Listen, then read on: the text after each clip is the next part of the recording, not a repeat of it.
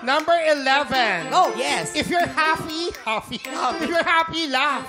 Kung masaya ka, tumawa ka. Next. 1 point. Number 9.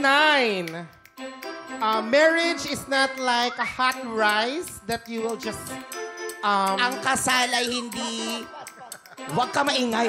Ang kasal ay hindi parang kanin na mainit na isasubo lang. that you will spit when it's hot. Pas na daw. Oh. Hindi kayo maglaro. Ang dali lang. Nalito na te. Number 10. Oh my God, anong English yun ito? Wag na to. Ay, ate, mananalo tayo dyan. Nakakahiya, live pa naman. Okay. Number 8. That's someone who does not love his own language is worse than a stinky fish. Ang hindi magmahal sa sariling wika ay parang daig pa sa isang malansang isda. Oh, Galing. teka muna. No, Hindi teka daw, muna. hindi daw. Kulang. Kulang. Kailangan daw. eksakto. O, ulitin mo kaya ngayon. Ulit yan. Napon ko na. Kailangan eksakto. Ang hindi Yan. magmahal sa sariling wika ay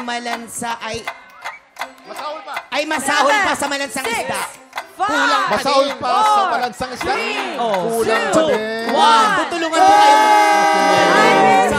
Teka muna, ano ba yung tama? Ang tama Anong talaga tama? May ay hayop pala, may Mas masahol Masahol pa. pa sa mas masahol pa dapat. Ang hindi marunong lumingon sa pinanggalingan ay mas masahol pa sa malansang isda. Galing mo talaga. Mali, sorry. Yung